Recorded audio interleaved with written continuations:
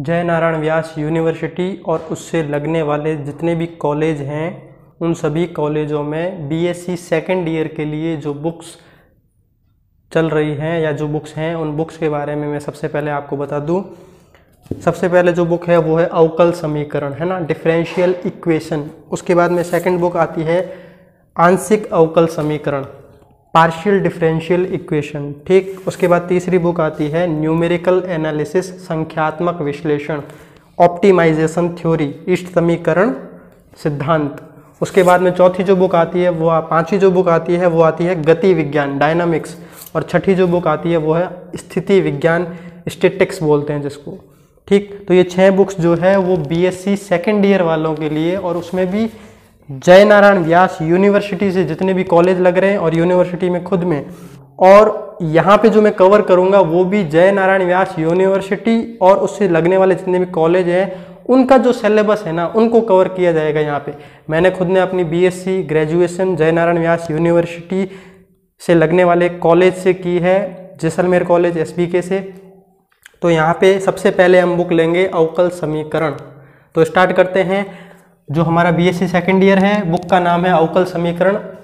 इसमें जो पहला टॉपिक है सिलेबस के अंदर वो है टॉपिक नंबर 1.12, जिसका नाम है यथातथ अवकल समीकरण, जिसको एग्जैक्ट डिफरेंशियल इक्वेशन भी बोला जाता है। सबसे पहले हम इसकी परिभाषा देखते हैं। यदि किसी अवकल समीकरण को, अवकल समीकरण जानते हैं, इसको मैं थोड़ा सा बता देता हूं आपको। एक ऐसा समीकरण जिसमें स्वतंत्र चर, परतंत्र चर और उसके साथ साथ अवकल गुणांक dy/dx भी विद्यमान हो, तो ऐसा समीकरण अवकल समीकरण कहलाता है, ठीक। यदि किसी अवकल समीकरण को इसके पूर्वग से बिना किसी और परिवर्तन के केवल अवकलन के द्वारा व्युत्पन्न किया जा सके तो ऐसे अवकल समीकरण को यथातथ या यथार्थ अवकल समीकरण कहते हैं। मतलब एक अवकल समीकरण है, उसी अवकल समीकरण को मैं यथार्थ या यथातथ अवकल समीकरण कहूंगा कब? जब उसको उसके पूर्वग से बिना किसी और परिवर्तन के केवल अवकलन करके प्राप्त किया जा सके। इसको एग्जाम्पल से समझते हैं। जैसे उदाहरण दे रखा है x dy/dx प्लस y = 0 एक यथार्थ अवकल समीकरण है। क्यों है? क्योंकि इसके पूर्वग, इस अवकल समीकरण का पूर्वग कौन है? xy = c। उसका अवकलन करके, पूर्वग का अवकलन करने से सीधा प्राप्त किया जा सकता है। देखो ध्यान से देखो, ये हमारा इस अवकल समीकरण का क्या है? पूर्वग है। कैसे आया पूर्वग? जब हम इस अवकल समीकरण का x के सापेक्ष समाकलन करेंगे चरों का पृथक्करण लगाकर, तो हमको जो मिलेगा वो मिलेगा इसका पूर्वग। अब पूर्वग का ही हम दोबारा करेंगे x के सापेक्ष अवकलन, तो हमें सीधा सीधा ये मिल जाना चाहिए बिना किसी और प्रोसेस के। कोई और हमें परिवर्तन नहीं करना है, केवल अवकलन करना है। तो हम इसका x के सापेक्ष अवकलन करते हैं, श्रृंखला नियम लग जाएगा यहाँ पे, u.v वाला नियम। तो x का अवकलन 1 हो गया, y एज इट इज पड़ा है, प्लस इस बार x एज इट इज पड़ा है, y का अवकलन x के सापेक्ष हो गया dy/dx, कांस्टेंट का अवकलन हो गया 0। तो जब मैं इसको अरेंज करके लिखता हूं तो ये वाला पार्ट मैंने आगे लिख दिया, y को यहां लिख दिया = 0। तो ये देखिए, ये जो इक्वेशन है और ये जो इक्वेशन है ये एक ही है। मतलब ये जो अवकल समीकरण है ये मुझे इसके पूर्वग से केवल अवकलन से ही मिल गया। तो इस प्रकार का जो अवकल समीकरण होता है, ऐसे अवकल समीकरण जितने भी हैं वो सारे के सारे यथातथ अवकल समीकरण कहलाते हैं, ठीक है। आगे चलते हैं। एक अवकल समीकरण m + n dy/dx = 0 या m dx + n dy = 0, अवकल समीकरण इन दोनों रूपों में से किसी भी रूप में आपके पास हो सकता है।